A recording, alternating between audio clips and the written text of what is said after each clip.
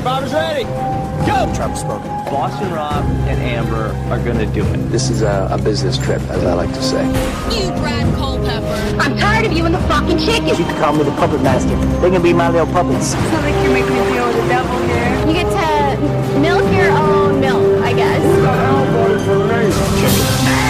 We got enough rocks here, too. We could build a pretty decent shelter just using rocks. I'm supposed to talk loud. Direct from Hobart, it's time for the only Survivor podcast in Australia dedicated to Survivor. Bringing you the latest interviews, episodes, and opinions from the greatest reality show on the planet. It's Survivor Oz, and here's your host. Hello everybody and welcome to Survivor Oz, Australia's, or the world's only podcast to ever talk about Australian Survivor 2002. We're breaking new grounds here. This is a world first. We're going to be in the Guinness World Records or something, because for the first time ever, people are actually talking about the two Australian Survivor seasons that existed before the upcoming new one. So yes, you've probably read it in the title, but we're here to talk about Australian Survivor 2002 and Celebrity Survivor, Australian Survivor, which came out in 2006. Yeah, that's right. So we thought it'd be a good idea to just do a semi-small chat talking about the two seasons that came before the new one, kind of look back at the history of it and see what we can take from these two seasons and see what the new one can learn from them, and just give a bit of context to it, because we're definitely pumped for this new season, and it's a good opportunity to look back at. I think Ben once said that we would do an Ozcap for the first season, and obviously that never happened, and it probably never will happen. Who knows, maybe. But we wanted to come on and just give a bit of thoughts on it, rather than just a one-sentence review of, oh yeah, that sucked, move on. So I'm here to talk about it, and I'm joined by one other Australian Oz, the only person daring enough to actually come on an episode like this, and also the only person with enough memory to actually remember anything that happened in this season. It is Melbourne's favourite Oz, Cable Brandon. Cable, welcome. Oh, thanks for having me. Yeah, I missed out greatly in your last two podcasts in regards to Australian Survivor with... a lot has happened. Yeah, I can't believe, unfortunately, the timing wasn't great for me to even, participate. So there's a couple of things I wouldn't mind touching base with you in regards to those. But yeah, it's interesting to look back on Australian Survivor and Celebrity Survivor, and hopefully the current show, we maybe even went back and looked at some of the mistakes that were made in those shows to sort of better improve this one for the third incarnation, I guess. Yeah, we'll get to whether or not I did go back and look at it, because I'm not sure if you listened to our most recent one, but there's definitely some things there. Did they even look at the mistakes? Yeah, no, I did. I've listened to those podcasts, in the last sort of 24 hours, both of those, and I got to say, I agree. I think you made the point of the cast maybe lacking diversity still, and being quite similar to the original 2002 show. There's definitely similarities, and I actually agreed with a couple of points you made, and I think Ryan and Jared sort of brought up. I was actually gobsmacked when I finally did get a chance to look at the pictures. I could not believe there was not an Asian Australian in that cast. Now, you can't just cast someone if they're no good. Like I agreed with what you were trying to say as well, that you don't just cast your token or your Asian person just because they're Asian. You want them to be entertaining and bring something to the cast. But for me, growing up in Melbourne, but also spending time in Brisbane as a kid, which, back then Queensland had a fairly big Asian sort of community. I had a few Asian kids in my school that I went to up there, whereas when I was, in primary school in Melbourne back in the 80s and 90s, I wouldn't say there was that many Asian kids around. But, as you get a bit older, I think there's definitely quite, especially in Melbourne, I'm talking about Victoria, for example, I think there's definitely a very big Asian community, right? Whether it's Korean, Chinese, Japanese, whatever it is. And I think that's very similar to, like, I think, how many Victorians are there? 5, I think. Did you say? It was 5 or 4. To think that even if in that 24, like, to think there's not one Asian sort of person, to me seems a bit bizarre. If they're trying to really get a really good cross section of Australia, I think that's weird not to even have one in the 24. But to have not one sort of Queenslander or Victorian, at least one of them be Asian is, or even Indian. I think there's a lot of Indian people here in Australia these days. I've worked with a lot of Indians, and the university I used to work at, there's a very big Indian community. The people that had actually moved here, I don't know if they apply for these type of shows, to be honest, but we know some former Auslets and people that have that are Australian but have Asian heritage and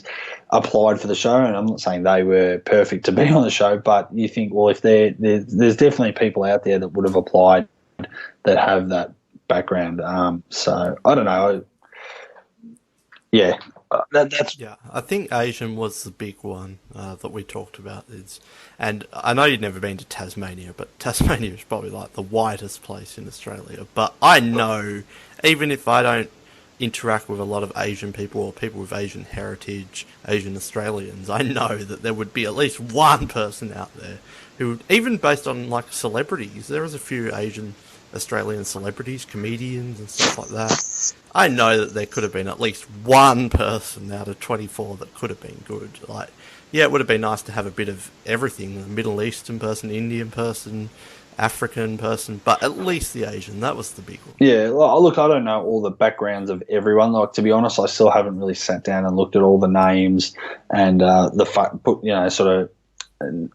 names to the faces, but I sort of listened to obviously what you guys were saying, and I think Nick Idanza, I think we were saying, who Ryan knows South Australia. Obviously, Idanza is not very an Aussie name, so he's obviously got something else in his background. I'm not too sure what, but if you came to Melbourne and you had to pick even 24 people just from Melbourne to be on a show of like Survivor or something like that, there's no way in hell we'd all be white Caucasian Melburnians. I mean, you'd have to have, and it's not to say you have to have them for any reason, but I just think there's a very big Greek community in Melbourne. Actually, the first and oldest Chinatown in Australia is in Melbourne. So that says a lot. And yeah, you're right, Lebanese, Italian community, like Italian and Carlton, the suburb, is so synonymous with Italians and great coffee and stuff. So I don't know. Like, I mean, I know they've got to try and cast also the best cast, I think, to make sure this show works. But there's definitely, to me, it raised my eyebrows with kind of how white the cast is. And, I mean, there was jokes even before the cast was announced, I think, in some other Facebook groups, more from our Canadian and American friends kind of saying, oh, I bet this will be so white and racist, this cast. So I guess we've lived up to what the perception is. Well, we are a very white population, but again, it's just ignoring our multiculturalness. Like, it's not like America where there's a big African American, Asian American. It's a bit different here, but we do have a lot of multiculturalism. Yeah, but having said all that, to defend even casting to a point, I mean, this show is Survivor, and now it's easy for us to say, oh, we've got to have, a bit of everything and multicultural. You know what? Let's be honest. I don't know if a lot of and this actually applies to the CBS version. I think, a lot of people, even when we got to Cook Islands and there was the race divide, I mean, that caused controversy, but you had people on that show that hadn't really been represented much in Survivor up to that point. But that also comes down to the fact that unfortunately, there's not a lot of those particular types always applying for the show. Like I think they've even admitted that there's a particular demographic, and it is generally white Caucasian population that applies for Survivor in America. That's the majority of their applications. So I kind of expect that it's probably the same thing with Australian Survivor, and that's not to disrespect anyone from different background. I don't know. I actually don't know the honest answer, but maybe there are, not a lot of, whether it's Asian kids, Greek kids, or Indian guys and girls or whatever. Maybe it's not a show they're interested in. Whereas we do see in any of those cooking shows, we do see quite a variety of people. Where I think that's a good cross section of Australia. Like there's always the Asian girl couple, and then there's the Indian family, and then there's the old Greek couple, and then there's the young Italian boys, and like they seem to, when the cooking shows, they seem to really get a really good group of people. But we're probably waffling on about that too now. But it kind of doesn't surprise me, the cast, but it surprises me a bit too. So.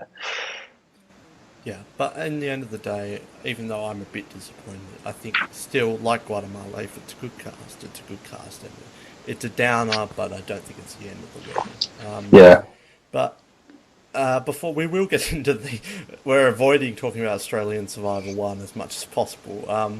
But we will get into these 2 seasons. But anything else you wanted to touch on in regard to all the news, like maybe the trailer that came out or anything else with the cast before? Yeah, I'm just trying to rack my brain because I was thinking about, before I got on tonight, I was thinking about, there was a bone I had to pick with you. There was something you said in one of them that I was, actually no, well, it was kind of not, there was one thing that I feel like you guys didn't mention. It was going back about the reaction to the trailer, and you guys kind of laughed or picked on the song Survivor by Destiny's Child, which don't bring this up again.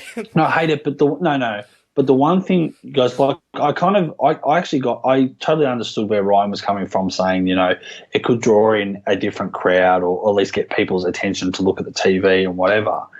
But the one thing I don't think any of you three actually mentioned, which concerned me that they played that song, was the fact that if they're playing that song, there's a good chance, I reckon 99.9% chance, that means they don't have the rights to any of the music that CBS uses. So to me, that's a bit of a kick in the guts a little bit, because it feels like they're getting a lot of stuff right. And I know that contractually maybe they can't do it anyway, but, even in that other preview trailer, or was it the preview trailer or to apply for the show? I don't know, but they had that little snippet of that Survivor music, just a tiny snippet. Yeah, but I mean, that's as most as they use. So if they're using Survivor by Destiny's Child or whatever cover band that was, I don't have any issue with it just to advertise it. But to me, I think that, it would have grabbed my attention even more if I was sort of in my kitchen and listening, or, had the TV in the corner of my eye kind of thing.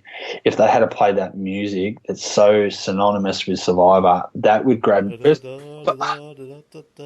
Yeah, and people would look at the but then I guess there's a point where us Survivor fans, we would just look and see what was on. But I guess if they want to draw in a different audience that maybe is not so familiar with Survivor, or maybe have not given Survivor a chance, I don't know. But I just, by going on that, I think they just don't have the rights yet to that music, or they're not going to be using it, because why would you play a song just because it has the word Survivor in it? To me, that says a lot.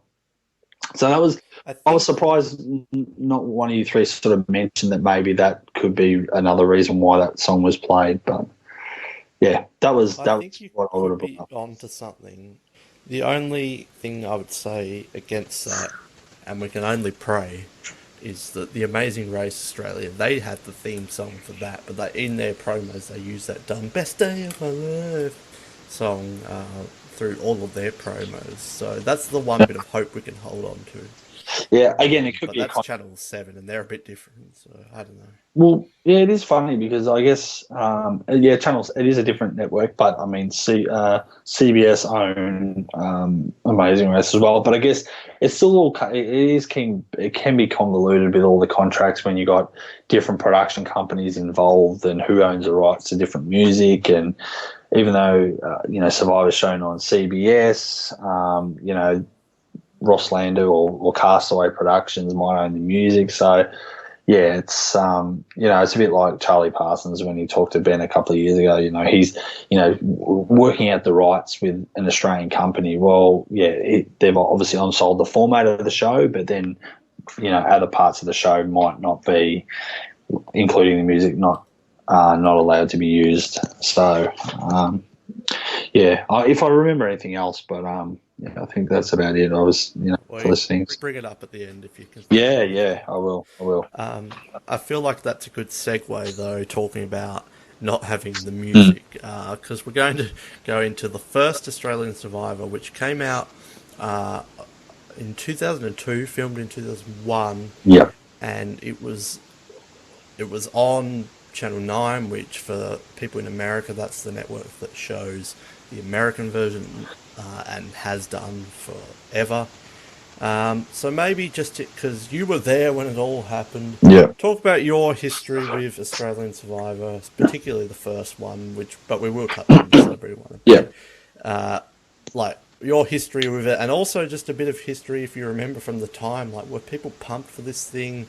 Just set us up about this whole Australian. Yeah, no, people were really pumped. I remember, obviously. Survivor was a fairly big deal here in Australia. And then the Australian Outback was just huge. I think there's still a lot of people that tuned in because everyone else was watching it. And it was literally like that, there's the comment to say water cooler, sort of TV show, water cooler conversation seems a bit cliche, but it definitely was. I mean, I remember when the Australian Outback was, showing, I'd watch it on the night live, but tape it on good old VHS, VHS. And I would take it to uni the next day, and there'd be a bunch of us media students that would actually rewatch it, and most of those people had watched it the night before as well, and we really dissect it and analyze it, and for us, it wasn't just the show and the character or the players. There was a lot of production stuff we used to look at. It was a show that was definitely huge, and I think the fact that it was filmed in our own backyard resonated with a lot of people. So I think there was definitely a lot of interest in an Australian version here. So I'm just trying to think when applications were open. I think they might have even started advertising just after the Australian Outback finished that they were looking. They first announced that this was going to be a thing on the finale of Survivor 2 Australia. Yeah, well, yeah, okay, well, there you go. So, yeah, so I remember, so me maybe being, no, I wouldn't say smarter than the average bear, but just knowing a little bit more about the media and or just even the way network television here in Australia works and just the financial aspects of it, I was skeptical of whether we could actually be able to do it any justice anyway, but I was definitely very keen. I thought we would I feel like we would, don't want to say mateship, but I felt like we could do a really good show, but it would have a slightly different angle, but or work on a slightly different level. But I knew the value of the show. They would try their best, but they were never going to be able to replicate the American version as much. Because I think somewhere did I hear, I think they spent on the Australian Outback like over $100 million or something like that. So that's a lot of money when you compare the Australian version costs them about $20 million or something like that. I mean, that's a massive difference. And you're looking at, the American version, can sell into so many countries, including our own, and also has so many people back in America watching it, whereas our version, you're selling it to hopefully, 19 million people are going to watch it, which is not the case. So, Yeah. I mean, it's a lot different to try and. I just knew it was always going to be a really hard task, but I know there was a lot of buzz around when that was announced, because I think there was rumours about us doing our own version. And I think had Big Brother come out then? I think Big Brother was out by then. So I think a lot of really big, good reality shows or game shows that were big in America or the UK, we were generally having a crack at. So I definitely remember there was a lot of buzz. I know there was, off the top of my head, look, I should have probably researched this before we did this anyway, a bit better, but I remember them having ridiculous numbers of applications, but also people just went to ridiculous lengths to get noticed, to be on the show, whether it was bribing them or just the way they delivered it. Well, not just bribe, I mean, like they were doing certain things and making ridiculous offers and just even just like it wasn't people just doing a 3-minute video and putting the VHS in an envelope and sending it to Channel 9. It was like, sending them gifts or sending it in the VHS in a treasure chest, that like just all this wacky stuff. And so I remember thinking, well, if people are just going to just over the top, ridiculous lengths, it's it's a big thing. I know there was a lot in the people that were already fairly decent Survivor fans were definitely keen to see our version, but also to continue seeing the American version. I know that was where things got a little bit hairy, because as you would later find out, we were told that Marquesas would show at some point, probably alongside our version, and obviously that never eventuated. Plans changed, or they were too scared that the competition of Marquesas against our version, people would still watch Marquesas on ours. I don't know, but that was another controversy that, okay, we won't really talk about that now, but yeah. People know on this show that they didn't show my case. Yeah, so, but I had this conversation with someone the other day, and I think it is funny because I know it was definitely advertised. Channel 9 did say in a statement at some point they were definitely going to show Marquesas. There was don't stress, because I think people were stressing out that we would start our own show, and then if that was successful, we'll keep going. We would sort of cease to see the American version. I know there was rumours or talks that, say for example, it was on a Thursday night, we'd see our version at 7:30, and that would lead into Marquesas, say at 8:30. So you get two hours of Survivor, which sounded pretty awesome to me anyway. But I think because maybe whether they knew our version wasn't as good or whatever, and they really wanted people to support that and watch that, they thought Marquesas would probably, people would be too Survivored out for the week. So they decided to not show Marquesas to make sure people watched ours. I don't know, but it definitely was a pretty bad move anyway, because at the time, I don't know if you know this, Noah, and maybe other people that are listening to this podcast that might be a bit younger, I don't know, but the Australian Survivor, after 3 or 4 weeks, was struggling for the ratings, and they changed the time slot, I reckon, twice. So it was, say, premiere, I can't remember what night it was, but, it was a big deal when it came on. So let's just say, for example, it was 7:30 on a Wednesday, and then so it got to a point where it got pushed to like a 9:30 on a Thursday, and then sort of was towards the end. It was really struggling to get to the end. So it was definitely seen as a massive failure from a ratings point of view. People really dropped off after that first episode, which, if you want to talk about, that's probably where they made so many bad mistakes that really made the show. Pretty much nailed it, put a nail in its coffin before it even started, really. So, but yeah, I remember that there was a lot of disappointment. People just, not in fairness, I don't want to feel like I'm just talking nonstop, but I think one of the sad things, I don't think it's as bad a show as people say. but I think people. I think people. It's not a great show. Don't get me wrong, but it's not a terrible show either. I just don't think people gave it a chance. But the problem was that first episode, in a lot of ways, had so much potential, yet was so sort of bad. Which I wrote in an article about a couple of years ago. It made it look so amateur that people was like, "Oh, this is crap," and people just tuned out right after that first episode. They just didn't take it seriously enough. And yeah, that was it. The nail was in the coffin, really, right from that get-go. And it's a shame because I think there was still some good moments in the show. Me and Ben have said over the years that last sort of finale sort of episode was really, really good. Very underrated, but yeah, there was definitely cost cutting or trying to keep the cost down. The show definitely hurt it as well. Yeah, I feel like the budget is a huge thing, but unfortunately that's not the only reason that this season did not work. And just you watch it and just the quality, it looks really bad. And that's one thing, based on this preview for the new one, the quality looks really good.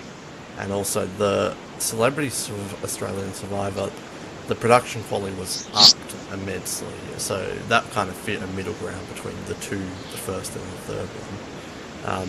But there were so many issues, and even the camera work, everyone seemed inexperienced and everything.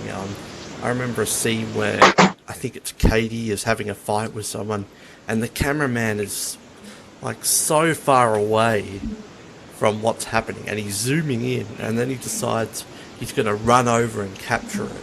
And they don't do any cuts or anything. So you watch a cameraman running over to watch a person fight, and it doesn't work at all. But there are so many things that didn't go right with it, and I think you touched on the first episode. Not only did it not live up to expectations, so people tuned out, but we had a lot of other things go wrong. And the big one is, of course, that the first immunity challenge completely failed.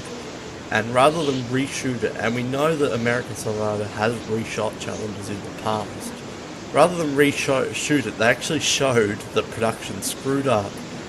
We had the host, Lincoln, acknowledge it. They went home to their camps, they came back the next day, and they did a repeat immunity challenge, but instead of doing the same challenge, they did a quiz instead. This first episode was just a mess. Yeah. Again, in fairness, look, we're not there. We don't know. Like, obviously, they didn't either test out the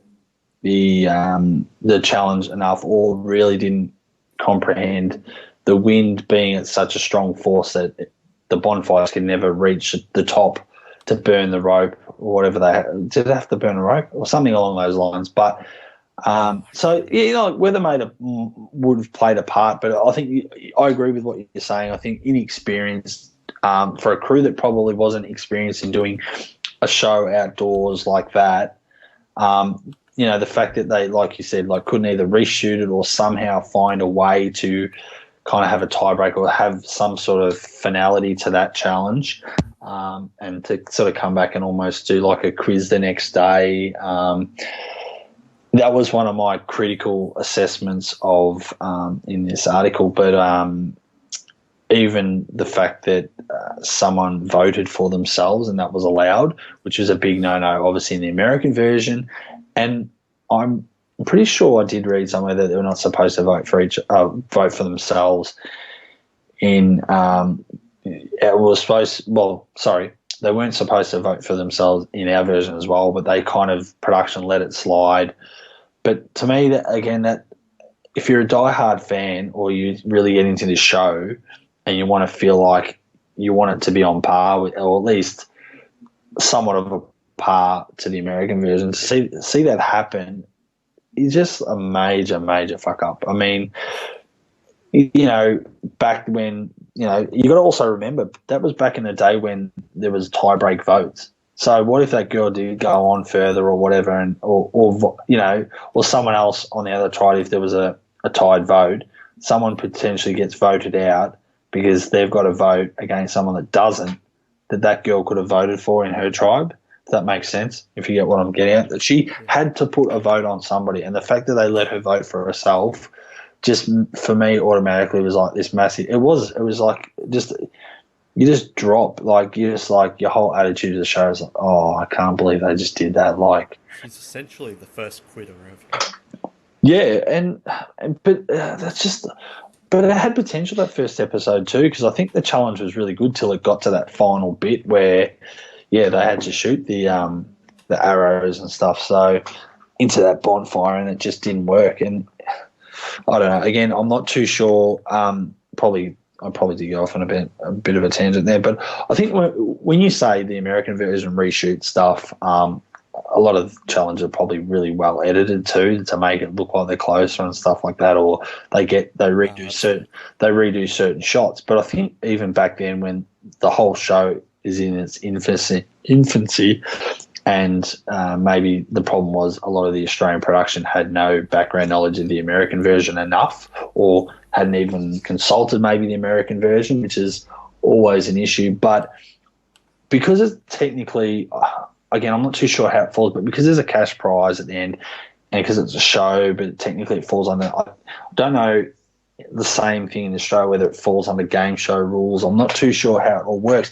but maybe back then, or even contractually, they're not allowed to reshoot stuff because, for whatever, I don't know. Like, it's one of those things. It's like, I don't want to be too critical because we don't know when they're shooting a show like that whether they have to just stick 100% to what's happened. They can't look like they're faking anything because they could get sued or something. I don't know. It's one of those things. But yeah, I agree. It's like, and it was so anticlimactic to have, you know, a vote the next day, like a little quiz by two people. You have two people in the quiz, and then the person that goes also votes for themselves, and you're like, oh, really? Yeah, a lot went wrong. That first episode really set it off. Another thing that didn't really work, and it's a topical issue because of our good friend John LaPaglia, is the host. And we'll talk a bit about Celebrity Survivor as well here, because that had Dicko as the host, who is kind of funny because he was probably the biggest celebrity out of everyone on the Celebrity Survivor season, yet he was the host. Yeah. But when they decided on Lincoln Howes, he was like a producer, or maybe he was a host for like 60 minutes. You know what, to be honest, when he got announced, I didn't know who the hell he was, and then we sort of, as you find out a bit more, I don't know if you've researched him recently, but as far as I knew, I'd never seen his face on television before, but he was very behind the scenes at 60 Minutes, so he was a producer, but I'm pretty sure he was kind of like a writer and story. He would normally research or whatever the story, and then it would be, say, like Tara Brown or Richard Carlton would go and do the interview or whatever like that, and he'd put the story together. So he was very involved. Yeah. So he was definitely involved there, but he wasn't an on-screen presence, which is really surprising again too. And again, I want to be fair to Lincoln as well. I think, you know, a lot of people bagged him because he was so different. He wasn't as good as Jeff Probst. And if you go back and ever watch those episodes, his first couple, he does look like a bit like a fish out of water. But I think as the series goes along, he actually is a lot better than you think. He really starts to get into it. But he was also hamstrung, and this is for, I guess, for everyone that's listening to this podcast that maybe not from this country as well, or have never seen the Australian version, you know, and I don't know about, you've seen the other versions, South Africa and Israel and stuff like that. I don't know how they do it, but at the time, Lincoln was told, and production was told, there were certain phrases he could not say that replicate what Jeff Probst does in CBS. So there was definitely a lot of things that people were critical of, that, he doesn't say the tribe has spoken, or he hasn't said this and that. But the problem was he wasn't allowed to anyway. So, I mean, it's kind of hard, isn't it? I can understand Jeff Probst having that catchphrase, but I mean, when you're doing a show that is a replication of something else and it's the same format, there's certain just wordings of certain things. It's like, how many different ways can you say a certain phrase? There's not much for some things. That was an Australian thing, though. Like the Survivor UK, which is dreadful, by the way, came out, I think, before this version, and they used all the phrases. So I think that was the production team in Australia who decided that they wanted it to be different. Well, yeah, again, I mean, it's a bit like we'll have to say the Stephen Fishback interviews after the game are not really canon, but because I've heard different. Yeah, look, I'm not disagreeing with you either. I'm not too sure, but yeah, I've heard different sort of theories or versions. And you know what, you're right. We probably wanted to have our own flavour to it, so they probably didn't want to be too Americanized or didn't want to replicate Jeff Probst too much, but. I don't know, maybe it was production, maybe it was higher up that was saying you can't say certain things. The other thing was surprising. Yeah. There you go. I was going to say the other thing with Lincoln, even though he sort of started to find his feet, I still think, you know, this comes back to the production trying to save some money. And you've listened to the interview, I think you said the other day recently, and I listened to it not long ago either. And I'm pretty sure Lincoln pretty much said, like, he didn't get a break, didn't get a holiday. He went straight into this because, you know what, he was already on their books. They didn't have to pay him any extra. Like, it was just like, we're paying him already. He can do this. We're not going to have to pay Jamie Jury or Richard Hatch or whoever, was going to, command big dollars. We'll just get somebody that knows how to, do sort of this job, and then we're saving money there too. So I feel bad for him because I think it was definitely something he's probably, I guess he could have said no, but he was thrown into it. He definitely was very, very similar to our mate Jono now, that was definitely someone that was not even included in the rumoured people to be the host. He was definitely someone out of left field that no one saw. Yeah. Coming. So that's where when John got announced, while I was happy, I was like, oh, this is another Lincoln Howes moment in that, no one in their wildest dreams would have picked him to be the host. There was like 50,000 other people in front of him that would have been hosts, sort of thing. So you've actually gone left field again. Is that Well, I was going to bring that up, that there are some things they're doing different, but that's definitely another similar thing. And I feel like they did that with Survivor New Zealand with whatever that guy's name is. They definitely didn't go for the obvious, which can backfire in the way of Lincoln, but could also possibly work. And the other thing with Lincoln is, yeah, he was not great. But we said this with Jono, our concerns is that Probst wasn't the best host ever in Borneo. No.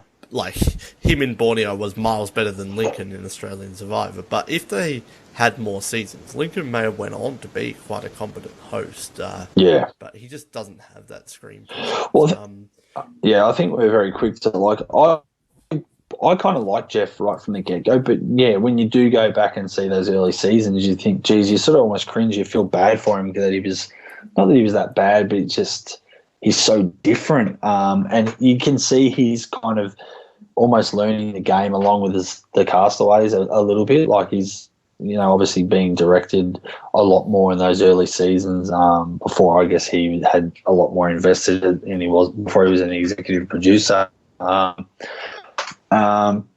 I actually thought one of the funnier things of Lincoln, which is interesting, and again for more our Canadian and American listeners, he was sort of the first. Well, I think he did it before Jeff Probst. He kind of was, calling a lot of the challenges, what was sort of happening a bit, and coaching the players through it. Whereas in those first 4 seasons of the American version, Jeff didn't say boo in a challenge. It wasn't until Thailand he started to commentate, which is sort of funny, interesting that Lincoln Howes would do it. But I think that was the other criticism. I can't remember if I wrote it in my article a few years ago, but the other thing I seemed a bit amateur in regards to the Australian version was that Lincoln I felt like he was kind of commentating some of what was happening in the challenge, but then sometimes I felt like he was coaching the players as if they hadn't been properly told how to compete in the challenge or how to do the challenge. So it was almost like they didn't even get a dry run or have the dream team to show them, or they weren't explained, or you got to jump over this thing and then you got to unhook here and you've got to tie yourself back up here or unhook yourself, whatever it was. I feel like every time they're doing the challenge, if you go back and watch it, he sort of commentates a bit, but it also feels like he's telling or coaching people, no, you've got to go around that ramp and you've got to jump in that. It just feels a bit like production obviously didn't run these guys through the challenges very well or didn't explain them well, that Lincoln kind of has to pick up the pieces, which again to me, it was a bit of a, oh my God, really? You mentioned Jamie Geary and Richard Hatch. Yep. Are you surprised that they never went after Steve Irwin for this thing? I think, have you looked at any articles with rumoured hosts recently? Not recently. I'm sure I have in the past. No, well, I can't remember. I'm pretty sure, If they even existed. Yeah, I'm pretty sure Steve Irwin was up there, like someone that people had mentioned. But I always felt like, I actually thought Jamie Geary would definitely get it. I thought Richard Hatch would have been good, but I know Richard Hatch wanted a bit of cash. So, again, it would... And also, I think what came of that too, that they were a bit too worried that Richard Hatch was almost sort of so famous because of it, but because of being the winner of Borneo, that while he brings expertise to the show and was going to probably cost him a little bit of money, that it might take away from the actual players. So they didn't want someone that was bigger than the players. They wanted someone, and that's where it comes back to Lincoln Howes. I think they wanted someone that was a bit of a nobody that no one was worried about or focused on. Whereas, if you have a Richard Hatch or a Steve Irwin or a Jamie Geary, I think people, potentially they could bring your viewers in, but then people would be focusing on a host. They wanted almost a host to be invisible. You've got to focus on these other 16 castaways. So that's probably another reason why they went for an unknown. But from what I was getting, back then on the internet, the big rumour was it was pretty much, as far as I was concerned, it was down to Richard Hatch or Jamie Geary. And I think Jamie Geary was pretty much the favourite to get the gig. And because he's so similar, like he's very outdoorsy and stuff and, very charismatic on TV and very popular, he kind of always has that Jeff Probst kind of look, and he's always in the boots and the shorts and the shirt. I don't know. I thought Jamie Geary was an absolute certainty. I think what are your thoughts on Dicko, who hosted Celebrity Australian Survivor? Because I thought he was a very competent host. He already had a lot of experience with similar things. But I also feel like he's much better suited for a more campy thing, like a Celebrity Survivor, which is like 12 contestants in like 20 days, and it's a bit more fun and stuff like that. But I thought Dicko did a decent job as a host of Survivor. Yeah, no, I didn't mind him. To be honest, talking off air, I mean, my recollections of Celebrity Survivor are a little bit more vague. I still remember the people that went out there, but I remember Dicko being really competent, definitely had the experience and the runs on the board to do it compared to Lincoln. Had obviously been on camera with Australian Idol, being a host there. Oh, sorry, not a host, one of the judges. And he'd been on a couple of shows, and he's been on a couple of shows since he won the Celebrity Apprentice a few years ago.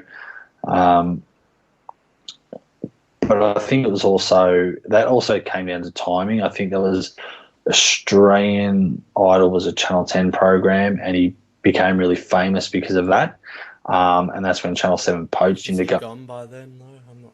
Sorry, he was still there, was he gone from Idol at that point? So he'd gone. So what? Channel 7 signed him up on a big deal to get him across to Channel 7 to do some other shows, and I think it might have even been X Factor started or one of those other sort of, again, talent-based shows. But I think they wanted to try and get him to do a few things because, again, they paid big bucks to lure him across from Channel 10. But the problem was I don't think they had a clear plan for him. They went and bought him, but that was a problem. And I think this is where Celebrity Survivor came along, and they probably were like, well, Dicko could do this because we're paying him, so we've got to... I felt like, even though he was competent, I think it was one of those things. It's like, well, we're going to do this show, Survivor.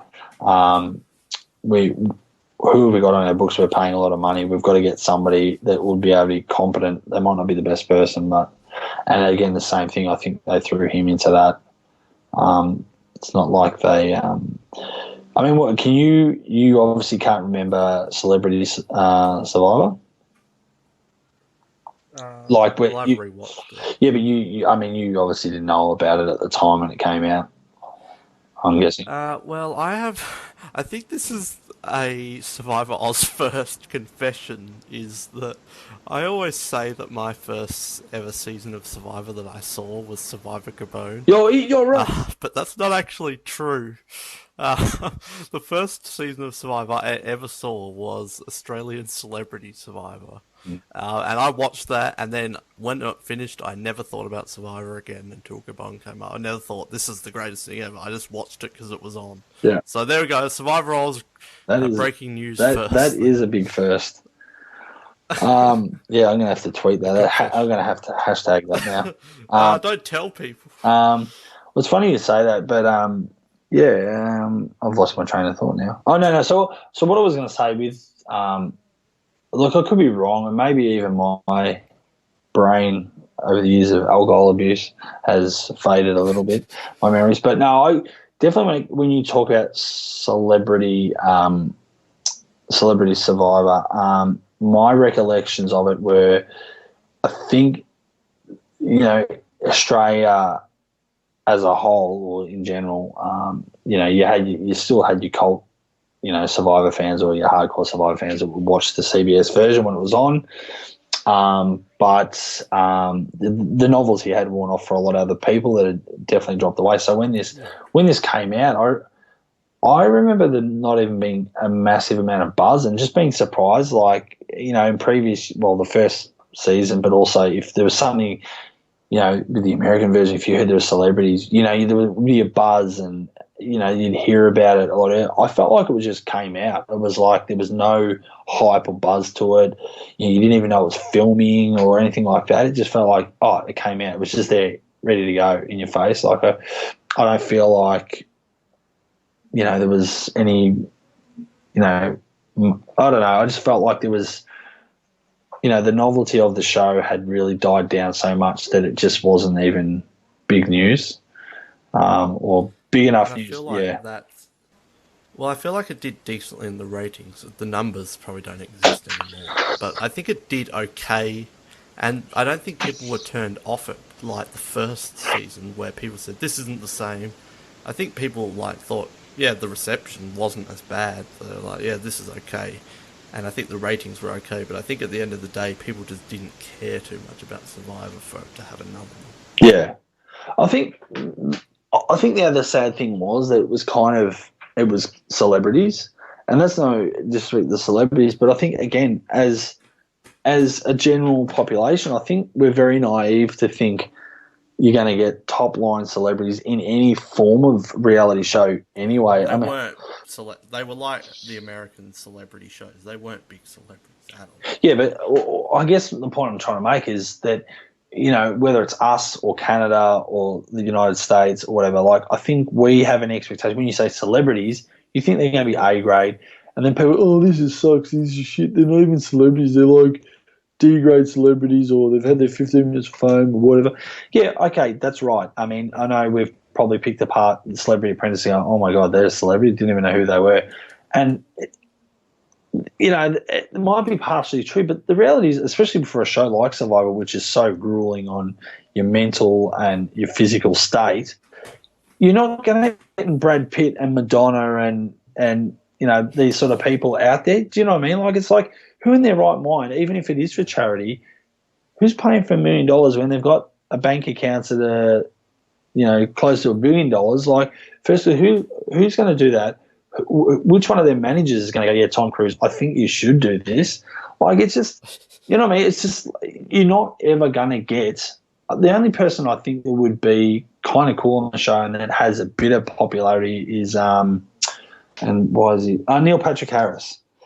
And he's come out a couple of times and he's like, I would totally do it. I love Survivor. It's one of my favourite shows. So, but even then, when he really sat down and really analysed it, he says he wants to do it. But I mean, I could imagine his sort of managers and team of people that sort of look after his career would be like, this is the dumbest idea because this could happen, this, and this, and then you're going to have this much time. Plus, you're putting your name on a reality show, which isn't the best. Yeah, so I just think anytime we have these shows, I know, especially Australians, where we've got tall poppy syndrome, we like to cut people down, but I always feel bad a little bit because you're never going to get absolute top line celebrities to do these shows because, and like you said, you hit the nail on there too, because if they they might have a good image and then they do something off camera or do something on camera that is seen and taken a different way, or they do something bad or they become a villain.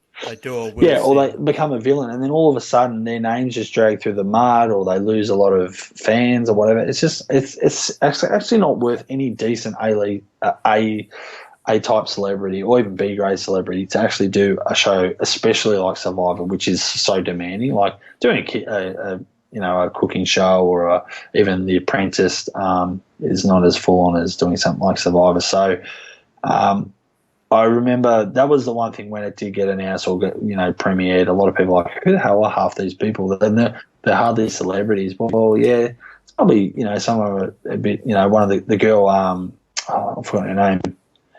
Nikki. I can tell. Just 1 second. There is another Dixon. Yeah, Dixon. It is Dixon. Yes. Well, for me, I knew her very well. She was when Home and Away first started. She was on for quite a few years, but then, until we saw her on this Celebrity, Survivor, we hadn't seen her for so long, and people were like, "Oh, what was she doing?" But I don't know, she was obviously doing nothing else, but she was a Channel 7 sort of person. And, I mean, the reality is, like, you're not going to get Chris Hemsworth to be on it. Like, some of these people might want to do it, but it's not a reality. And, I mean, I think when people saw that list too, that's where I think maybe you say the ratings were okay, I'm not too sure. But it definitely was a case of some people see these shows and when you say celebrity, people just think it has to be A-list celebrities. And if people don't know enough of the people who are not engaged or not interested, they're not going to stay with the show. So that's another reason why it may have suffered as well, because some of the names were like Guy Leach, pretty well known. Stuff like that. Like, it wasn't like it was everyone here has a Wikipedia page except for Ben, because Ben wasn't a celebrity. That was the twist that they had. One random guy who's not a celebrity is also on the season. But there were a few names that were like, everyone at least has a Wikipedia page.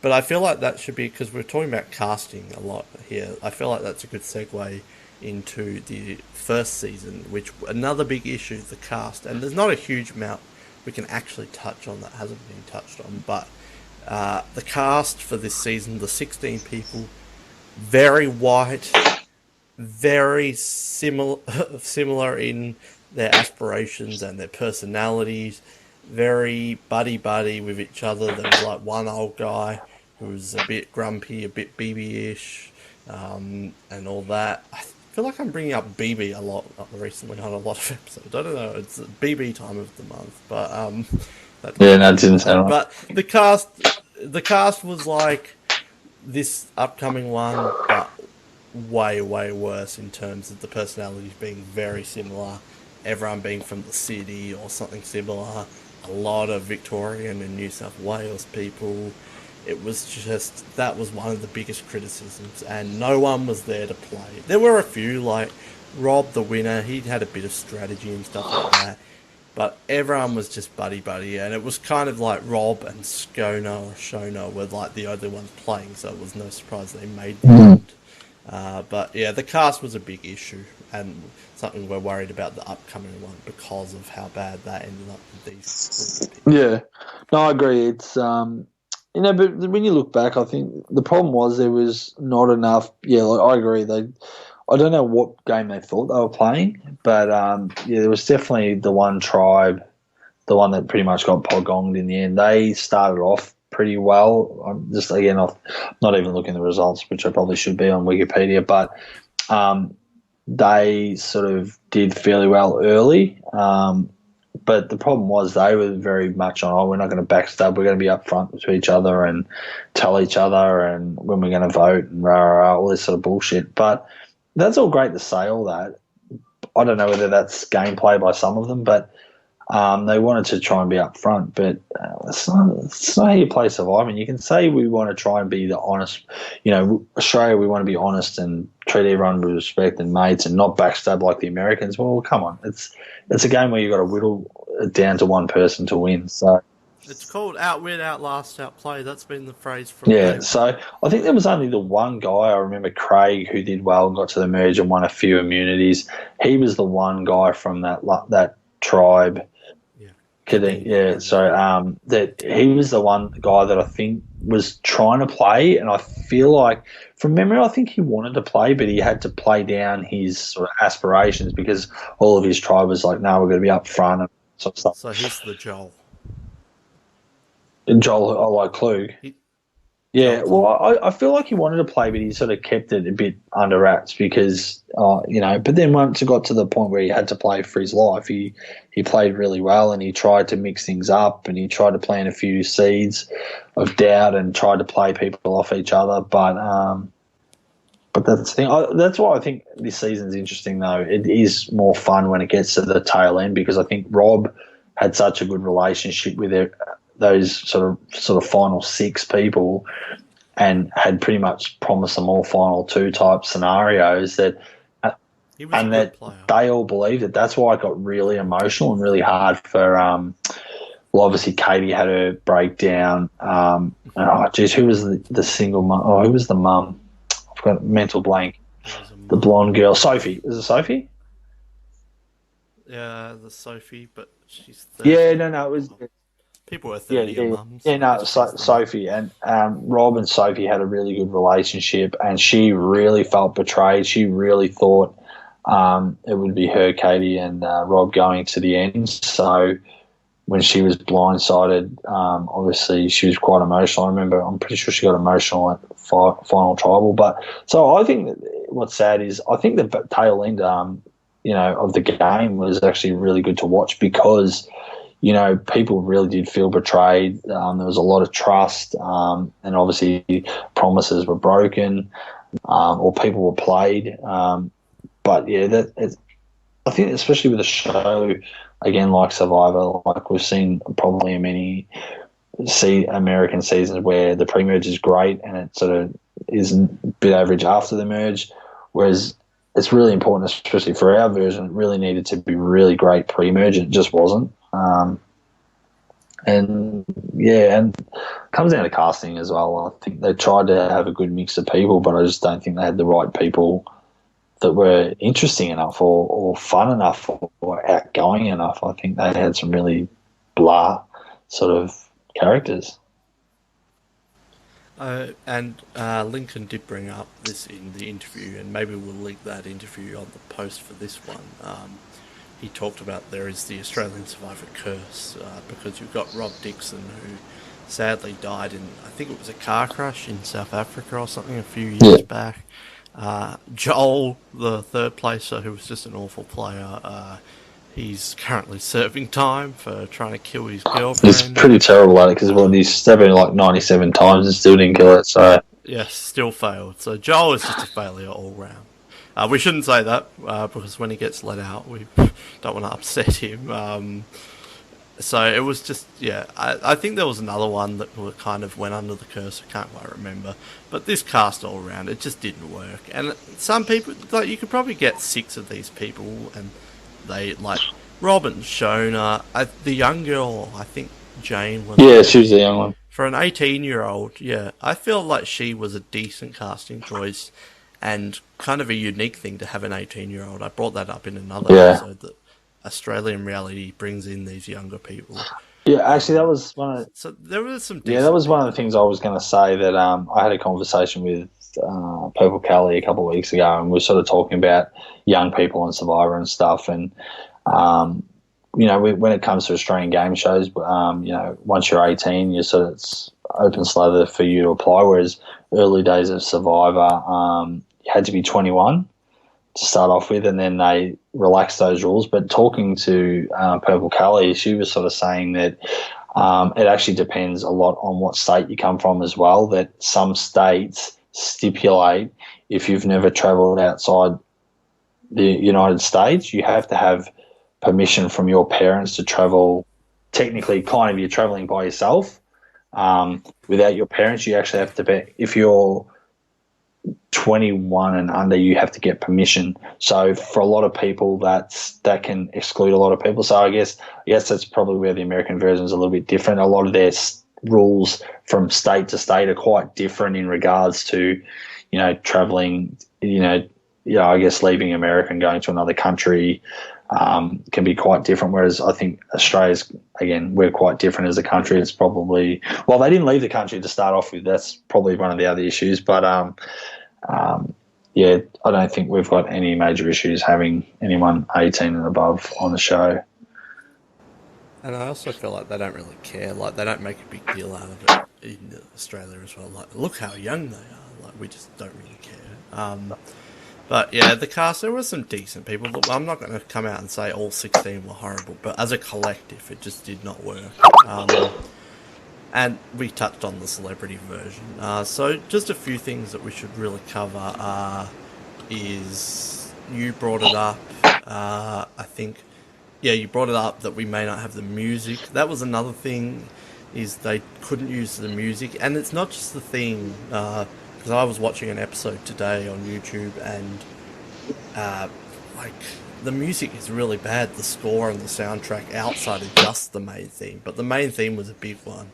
In saying that, I quite like the season 1 theme that they did have. It's not great, but I think if they couldn't have Ancient Voices, it had a decent theme. The celebrity one is not that great, but the music not being there was a big one, and it may come in the new season, but I feel like even in the new season they'll have at least a decent score. But yeah, the music was a big thing. Yeah, no, I agree. I think, you want to take people on that journey, and I think people are so used to that theme song. It's, I don't know, it's just like, well, even like this new Ghostbusters movie coming up,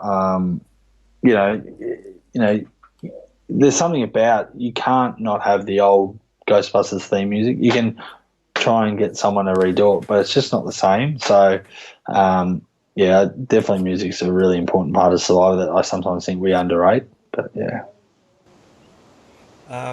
The other thing, we kind of touched on it though, is they filmed it in Australia, which to me that wasn't the issue, because we've all seen Australian Outback. The issue was where they filmed it, like random national park in Adelaide. Yeah. But then Celebrity Survivor, I think you mentioned it, was filmed in Vanuatu. So there's that. They did improve, and I feel like already we know they've improved, and we're filming in Samoa. So that's something they differently learnt from the first time around. And not really anything to actually talk about here. I just wanted to bring it up. There was just unnecessary changes in the season, like the immunity bell, which just makes me cringe. Going back to what we said earlier about some of the things Lincoln could say or not say, to be honest, I'm not sure whether that was a production decision or whether that was a... So Survivor UK had the immunity idol, like normal. Yeah, I don't know. I think they're probably trying to fit it to a theme. Though actually, the bell, to a point, there was a nautical type theme to the season a bit. Tribal Council was a boat wreck, and it looked good. But I mean, there were some things that worked and some that didn't really come across very well. So, mate. One thing we just briefly touch on, the reunion was quite unique. Because it was hosted by somebody else. That's not what makes it unique. And no, it wasn't Brian Gumbel. # bring back Gumbel. But it was unique in that they started the show with the reunion, and then after each commercial they would cut to the reunion and talk about it. And it's kind of funny because nowadays it's only a new thing. They do that in the American Survivor, and that kind of started with the Australian version. That was started. Yeah, exactly. So that's one plus, I guess you could say, if you want. Yeah, I mean, I know Ben and me have had that conversation. A few other people that have actually sat through it have actually all mentioned that they really liked the finale and the reunion, and that was actually one of the big positives for them from the season. All right, so last point, just to wrap it up and put all of our thoughts into a neat bow. What did work from these 2 seasons, mainly the first one? And in saying that, what can be learnt? What can they look at? And I feel like we didn't touch on it. We're a little worried that they're talking about mateship so much in the new one, and the cast very wide. So we're hoping that they do learn from past mistakes. And I've only got one to add, but one thing I did think that worked really well was every challenge in the first season was unique. They didn't copy any challenges at all from Borneo and Australian Outback, and some of them failed. There was one where they had to drive a car blindfolded, which just didn't fit. Well, actually, that was again one of the ones I wrote in the article that I felt like the only problem I felt with a lot of the challenges was the challenge was relatively okay and, like you said, quite original compared to the American version. But the problem was the placement in the actual episode or the timeline of the series, because I felt like there was too many challenges that weren't fully team orientated, where it included everyone. Like you said, the driving one. Like I can't remember. I know Jane was one of the drivers in the car, and she was blindfolded, and Rob was giving her a lot of the instructions. But then you had the other 4 or 5 members of the tribe kind of could yell instructions, but really they were just non-players in that challenge. And you sort of think, well, okay, the tie-in for that challenge is the car, and that's the prize. Yeah. But wouldn't you have that later on when there's less players and it's individual? Like, to me, that just seemed like a silly challenge, because you got, again, 3 or 4 members that are not participants, and that's dumb. Like, it's a tribal game at that, especially in that early stages. And I felt like that definitely wasn't the only challenge. There was several challenges I felt like just didn't incorporate enough people or that actual team element of Survivor. So that's another reason where I thought their challenge selection and where it came in the series was a bit off. So just to wrap all our thoughts up, what did work that you can think of, and what if there is anything, and what can they learn in the new season from everything we've talked about in these 2 seasons? I think the best learning tool would probably be to actually go back and watch the series and see what works and what didn't. I think there's definitely some of their product placement and their tie-ins worked. Like you said, the shipwreck at Tribal Council worked. There was still some good things. I think the location, again, I'll tell you this, like, you weren't that too phased with it. I wasn't, because I knew, again, to save money, that they would have to keep the production in Australia. That didn't bother me. It was just that location sucked, I thought. Problem is, again, people they could have got somewhere better, but you got to try and picture they have to find somewhere where they got privacy and a lot of land. And Tasmania. Yeah, well, and somewhere where they're not going to get intruders. So, like, because I know Channel 7 and some of the other networks were trying to find where the location was, and they were, they flew helicopters over and they were trying to get shots and try and find info out and stuff. So to actually get somewhere on the coast and get private property where you've got access to it around Australia is actually harder than you'd think. So I don't think they had a lot of options anyway. But also, one of the other things, and this comes into the comes in the first episode, which made me think, oh, are you kidding me? Was that they had to alternate who got to go to the beach which day and who went to go get water. Oh, yeah. To me, that's again seems so amateurish. It's like you put them on a beach, and if they want to go fish that day, they should be able to fish any day they want and say and get water. Like, that's just dumb. Like, I know they couldn't have them cross paths, but it's like you've got to make a better location than that. So to me, that's another thing where they lost people. You can't restrict people's choices to go fish or get water or whatever. It just doesn't work. And again, it just seems a bit. Anyway, I think the thing they could learn is pretty much just watch the show again. Look, they're already filming, obviously, but if you want to learn what not to do, watch that show, because there's still the odd positive. I mean, it's hard to find them all, but there's a lot more negatives. Yeah. Yeah.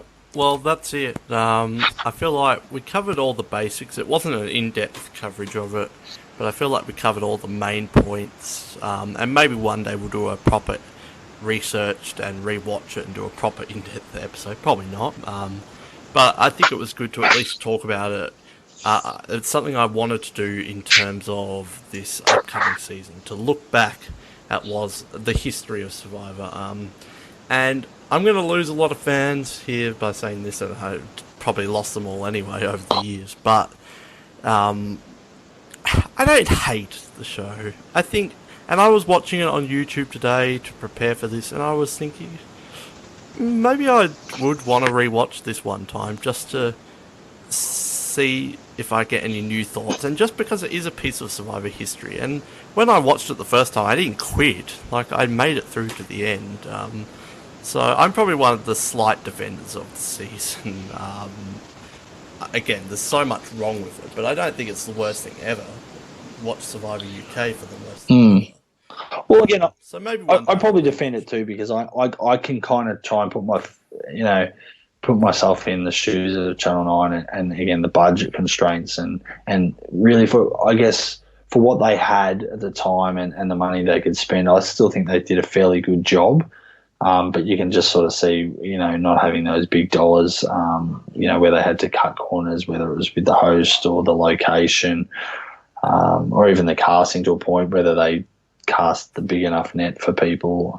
I don't know. But, it's it does make me sad a little bit because, I applied for the show and I wish it had gone on a bit more or had opportunity to grow. But, like I said, I think the first episode was just a killer.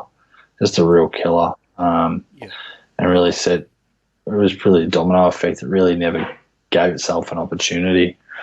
If they had the time again, they'd probably really refilm that bloody challenge and give itself an opportunity.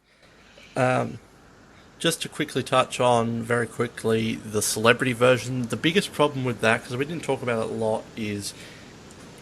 again, it wasn't the biggest season with strategy and everything. It was mainly about the personalities and the survival aspect and the challenges. But the biggest problem was the final three were three of the bigger characters and three of the better players of the season. And then they had an outcast twist at the final three and brought back two people who were on the jury who had already been to Ponderosa and had been fed and everything like that. And then those two people who came back ended up as the final two, with the winner being Guy Leach. And the three who were originally in the final three were voted out 5th, 4th and 3rd. So that was the big problem with that. Up until that point, production quality pretty good, characters, they were decent, Dicko was alright, the challenges were fun. So overall I think they learned a lot from the first one, and it's a decent season to watch. If you're not expecting hardcore strategy, I would recommend just watching it one time. But that's the big problem with that one, that dumb outcast twist at the final three. So that's it. I'm sure we've missed some stuff, but I feel like we covered the basics, and it was fun to do in terms of the upcoming Australian Survivor.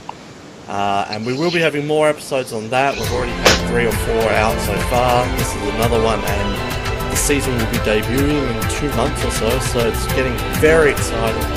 But Cable, thanks for joining me for this episode. I felt like it's something I wanted to do to prepare for the new one, and who knows, maybe we'll go back and rewatch it one time. And bring on Australian Survivor. No worries, thanks for having me, mate. And everyone else, leave us a comment about your thoughts on these 2 seasons, and we'll speak to you next time on the track. Good night.